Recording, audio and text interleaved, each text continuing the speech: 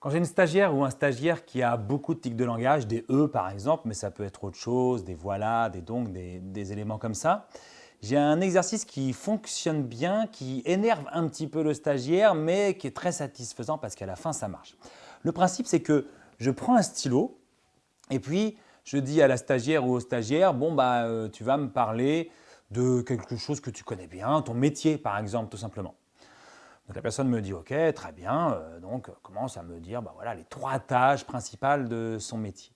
Et le truc que je fais, mais bien sûr, je la préviens avant, je dis voilà, ce qui va se passer, c'est que à chaque fois que tu vas dire un E ou que tu vas nous dire ton tic de langage, avec mon stylo, je vais taper comme ça sur la table, juste un bruit comme ça.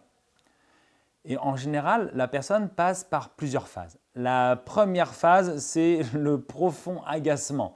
C'est-à-dire que je fais ça et la personne continue à faire des E.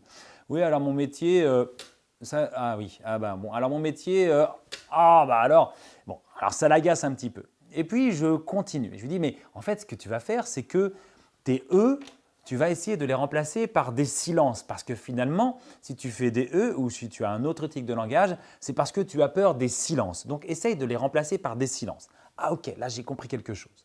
Donc, on continue. Bien entendu, c'est très difficile de changer une habitude très ancrée comme celle-ci. Donc, la personne n'y arrive toujours pas très bien dans cette deuxième minute.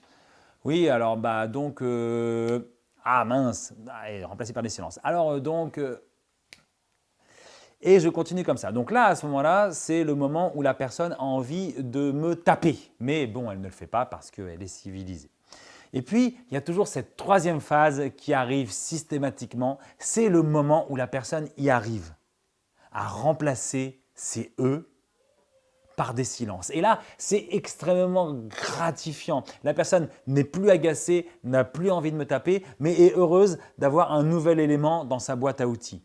Alors évidemment, chasser le naturel, il revient au galop sur une prise de parole suivante. Il faut recommencer, il faut recommencer, il faut recommencer. Mais sur les 2 jours que dure le stage, la personne réussit vraiment à maîtriser ses E et ça devient une habitude ancrée. Ça devient un automatisme. Remplacer les E par des silences.